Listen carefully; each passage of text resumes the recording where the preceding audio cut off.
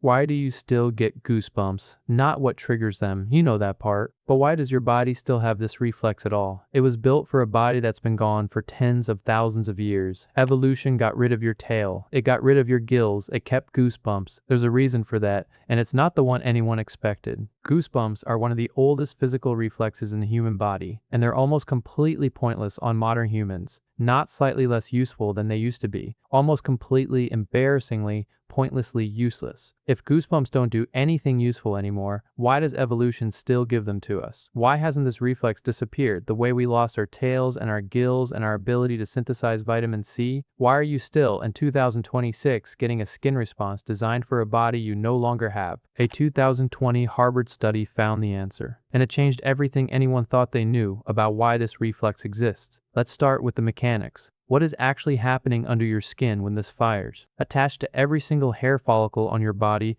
is a small smooth muscle called the erector pili, Latin for hair erector. When that muscle contracts, it pulls the base of the hair follicle downward and forces the hair shaft to stand upright. The skin around the base of the follicle is pushed up slightly, creating the tiny bump you can see and feel. Every single goosebump on your body is a separate erector pili muscle contracting at the same moment, all triggered by the same nerve signal cascading across your skin. The signal comes from the sympathetic nervous system, the same system responsible for your fight or flight response. When your brain perceives a threat, or cold, or in humans a third trigger, it fires sympathetic neurons that release a neurotransmitter called norepinephrine. The norepinephrine reaches the erector pili muscles. They contract, and your skin looks like a plucked chicken. That reflex made complete sense for most of our evolutionary history. Your ancestors were hairy. Not dramatically hairy, not like a chimpanzee, but significantly hairier than you. More importantly, the hair they had was thicker and more densely packed than the sparse, fine body hair most modern humans carry. When the erector pili muscles contracted and that hair stood on end, two things happened simultaneously. First, warmth. Standing hair traps a layer of air close to the skin, the same principle as a down jacket. The air acts as insulation, holding body heat in, slowing the rate at which cold reaches the skin. In a cold environment, this was a meaningful thermal advantage. Not dramatic, but real. An ancient human in a cold wind with every hair on their body standing on end was meaningfully warmer than the same human with their hair lying flat. Second, size. Where an animal perceives a threat and its hair stands on end, it looks bigger. This is why a startled cat looks like it doubled in size in a fraction of a second. The hair fluffing is a threat display, an attempt to appear more imposing, to make a predator or rival recalculate the risk of attacking. Porcupines do it, dogs do it. The ridge of raised hair along a dog's spine when it's confronting something dangerous is the same reflex. In many animals, piloerection, the technical term for hair standing on end, is one of the primary defensive displays available. For a human ancestor with a meaningful coat of body hair, this worked. A threat appeared, hair stood up, the figure looked larger and more formidable. The cold arrived, hair stood up, insulation increased. This is what's called a vestigial trait, a feature that was functional in an ancestral form and has been retained even as the conditions that made it useful have changed. Your appendix is vestigial. Your wisdom teeth are vestigial. Your coccyx, the small fused bone at the base of your spine, is the vestigial remnant of a tail your primate ancestors had. And your goosebumps in the cold and threat context are vestigial. The machinery is perfect. The output is useless, which is exactly what made the Harvard study so unexpected. In 2020, Professor Yajie Xu at Harvard University published a paper in the journal Cell that found something nobody had anticipated. The erector pili muscle and the sympathetic nerve that controls it aren't just connected to each other, they're connected to something else entirely. When Xu's team examined the skin under extremely high-resolution electron microscopy, they found that the sympathetic nerve fibers don't just trigger the muscle, they wrap directly around the stem cells of the hair follicle, like a ribbon coiled around the base, a direct, intimate physical connection between the nerve that causes goosebumps and the cells responsible for regenerating hair. When they tested what happened when the sympathetic nerve was active, when goosebumps were firing, they found that the same norepinephrine signal that tells the erector pili muscle to contract is simultaneously telling those hair follicle stem cells to activate, to begin growing new hair. The goosebump reflex isn't just a leftover warming and threat display. It's a two-stage system. The immediate stage, the visible goosebump, is the quick response. Contract the muscle, raise the hair, try to trap warmth now. The long-term stage is quieter and invisible. Use that same nerve signal to tell the stem cells to start producing new hair, preparing for sustained cold ahead. Short-term, your body tries to use the hair you have. Long-term,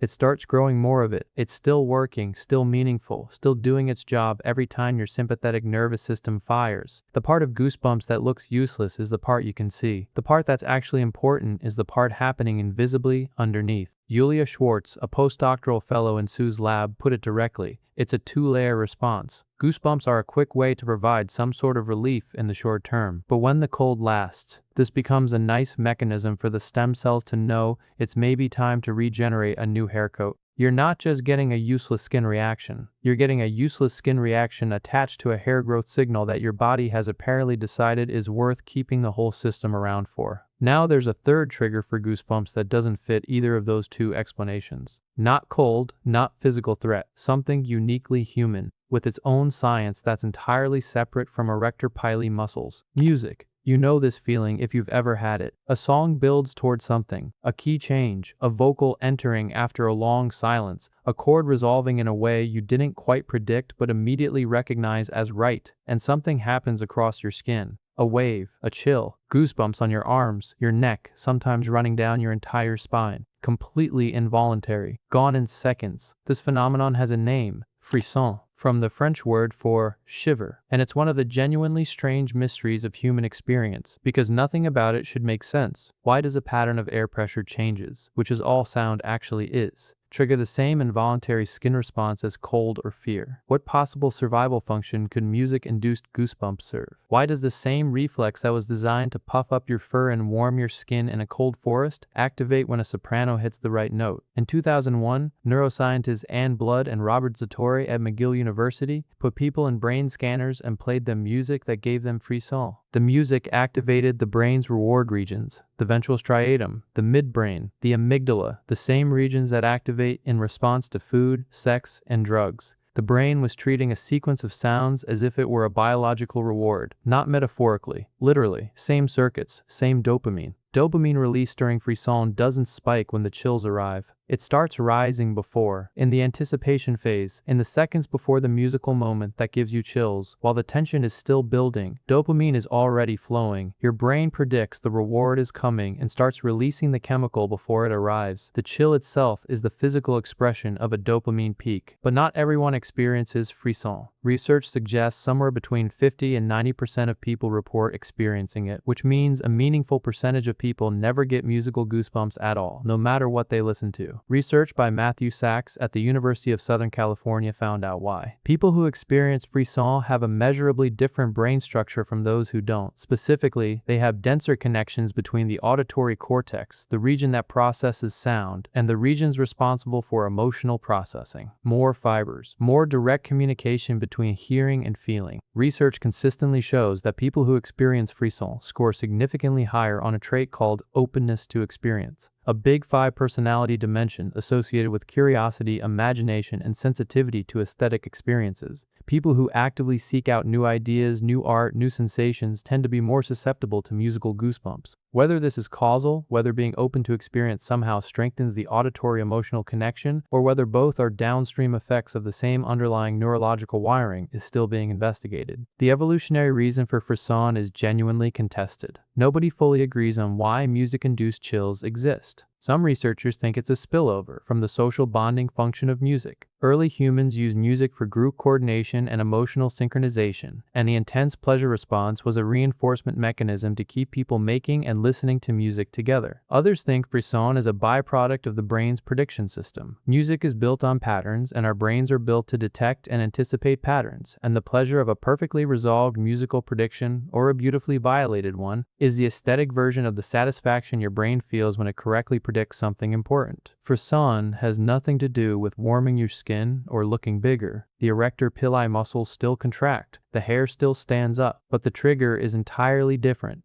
not sympathetic nervous system threat response, but dopamine flooding a reward system in response to a specific pattern of sound. Same physical reflex, completely different origin signal. Your skin doesn't know the difference, it just bumps. A single physical reflex, tiny muscles contracting around hair follicles, triggered by three completely different systems for three completely different reasons. Cold, sympathetic nervous system fires, erector pili muscle contracts, hair stands up to trap warmth, stem cells simultaneously activated to grow new hair. In preparation for sustained cold, fear or threat, sympathetic nervous system fires via the same pathway, same muscle contraction, originally a threat display designed to make a hairy ancestor look larger. Music or awe, dopamine-driven reward system fires via an entirely different pathway. Same muscle contraction, goosebumps appear as the physical expression of a peak emotional reward response. Mechanism still not fully understood. 3 systems. 1 output. You kept goosebumps because getting rid of them would have broken something else. Frisson is different. Music-induced goosebumps aren't obviously survival relevant. They appear to be a reward response. That evolution attached to aesthetic experience. And the question of why that exists at all is one of the genuinely open questions in human evolutionary biology. Why does music feel like food to the brain? Why does a pattern of sound get processed through the same reward circuitry as survival critical stimuli? Why does beauty, in whatever form reaches you most directly,